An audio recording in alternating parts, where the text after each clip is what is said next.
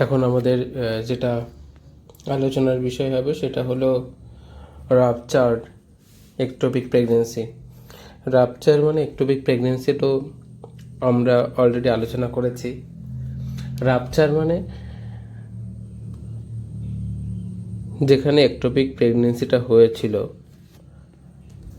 সেখানে না একটা ন্যারো প্লেসের মধ্যে হচ্ছিল, ন্যারো টিউবের মধ্যে হচ্ছিল, যেটা বেবিটা যে গ্রোথ হচ্ছিল সেই জায়গাটা সেই তুলনায় খুব কম, তো সেই জন্য একটা সময় পরে সেটা রাপচার হয়ে যায়।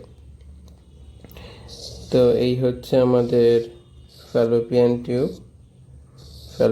টিউব আর এই হচ্ছে আমাদের ইউটারাস। তো এখানে হয়তো হয়েছিল সেই বেবিটা, তো একটা সময় পরে সেটা রাপচার হয়ে গেছে। রাপচার হলে কী কী হতে পারে, সিমটমসগুলো কী হতে পারে রাপচার হলে? সিমটমস যেটা হবে, প্রথমে এটা একদম খুব বেশি একদম সিভিয়ার পেইন অ্যাবডোমেন হবে। সিভিয়ার পেইন অ্যাবডোমেন তো হবেই। তার সাথে সাথে কি থাকবে, যে পিরিয়ড লাস্ট মান্থে কবে হয়েছিল এই মান্থে সেটা হয়নি, মানে যেটা রেগুলার হচ্ছিল পিরিয়ড সেটা মিস হয়েছে, তো সেই জন্য সেটাকে আমরা বলবো অ্যামেনোরিয়া।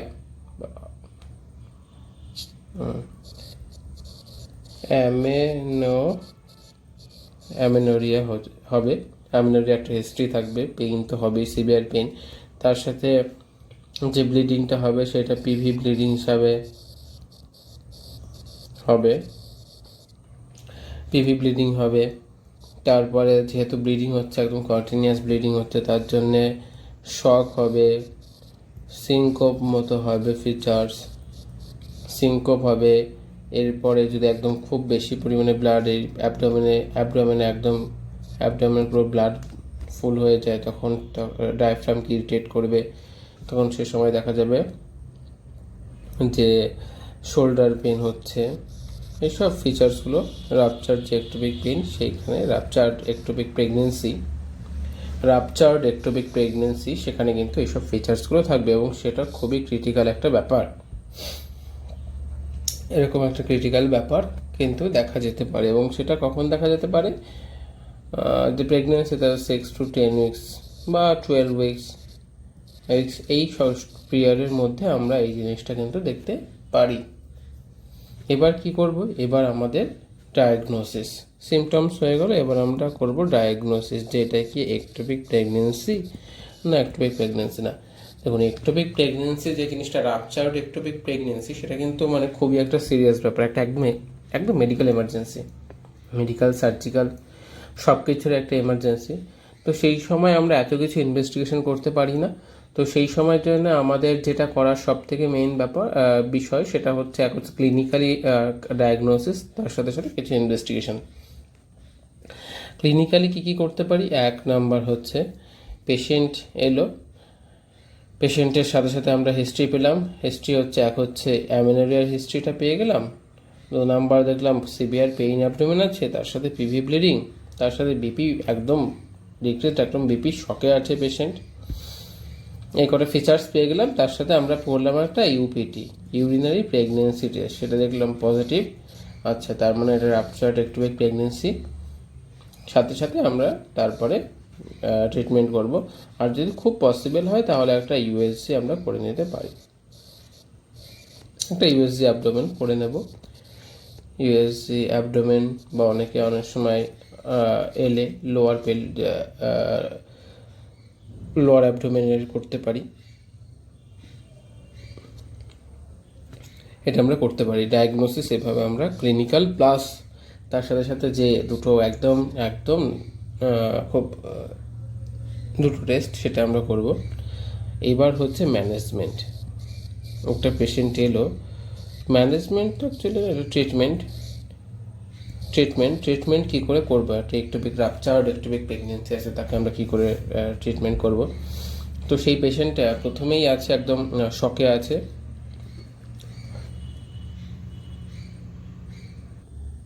পেশেন্টকে প্রথমেই আসার সাথে সাথে যা দিতে হবে সেটা হচ্ছে আইভি ফ্লুইড, এবং সাথে সাথে আইভি ফ্লুইড দেওয়া হবে। তার সাথে সাথে পেশেন্টকে আমরা যদি কোনো সময় যদি অক্সিজেন লাগে তাহলে আমরা ময়েস্টো টু দেবো এবং সাথে সাথে আমরা তারপরে সার্জারি ওটি টেবিলে নিয়ে গিয়ে তারপরে সার্জারি করতে হবে। এবং কোন সার্জারি করা হবে পেশেন্টকে? রাপচার্ড একটোপিক প্রেগনেন্সি মানে অলওয়েজ পেশেন্টকে যেটা করা হবে সেটা হচ্ছে আমাদের স্যালপিনজেক্টমি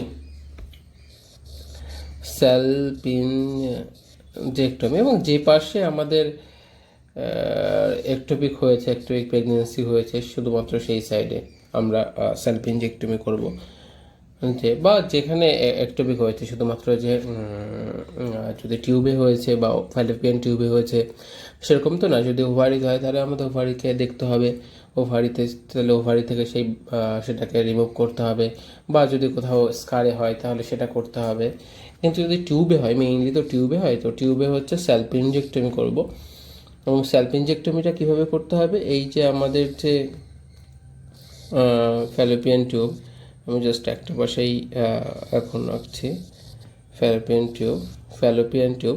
তো ফ্যালোপিয়ান টিউবের মধ্যে যতটা একটোপিক হয়েছে, তো এই পর্যন্ত আমাদের অ্যাম্পুলাতে হয়েছে, তো আমরা দুপাশ থেকে কেটে বাদ দেবো এবং তার সাথে সাথে কী করবো?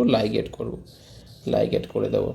কিন্তু এই যে আমাদের যে ওভারি আছে, আমরা কিন্তু ওফোরেক্টমি কখনোই করব না। কেন করব না? কারণ আমরা যদি এই ওফোরেক্টমি করি তাহলে হবে পেশেন্টের সে কিন্তু মেনোপজের কিছুটা সিমটমস কিন্তু এক্সপিরিয়েন্স করবে। তো সেই জন্য আমরা কখনোই ওফোরেক্টমি করব না। অনলি স্যালপিনজেক্টমি সেটা আমরা একটাই করব এবং সেটাই হচ্ছে আমাদের ম্যানেজমেন্ট। তার সাথে সাথে তারপরে যদি প্রচুর সিভিয়ার ব্লিডিং হয় তাহলে আমরা হোল ব্লাড ট্রান্সফিউশন করব। হোল ব্লাড এসব বাদ দাও ভাই, ব্লাড ট্রান্সফিউশন করব। তারপরে যদি লাগে তারপরে তো আরও যা যেরকম এরপরে যেরকম ফিচার্স আসবে সেই অনুযায়ী আমাদের ট্রিটমেন্ট করতে হবে।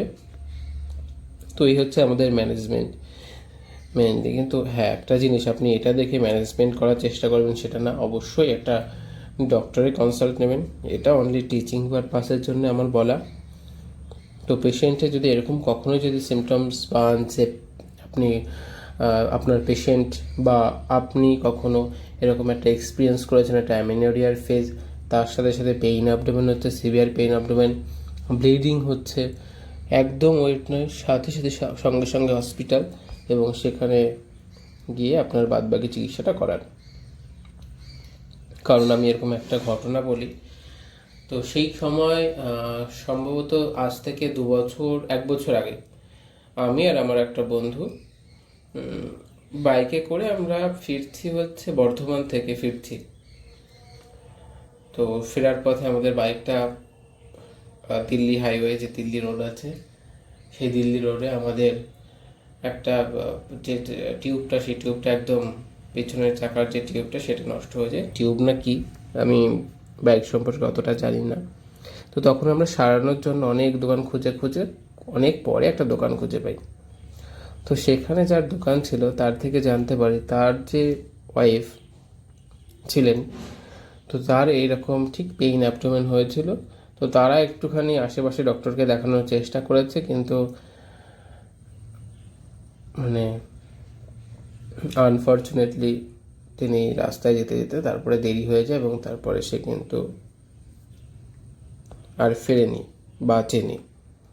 তো এই জন্যে একটোপিক প্রেগনেন্সির সিমটমস যেমন প্রত্যেকের জানা উচিত, তেমনি সেরকম কোনো প্রবলেম হলে দেরি না করে সঠিক জায়গায় সঠিক ডক্টরের কাছে নিয়ে যান। চলুন নেক্সট ভিডিওতে দেখা হবে।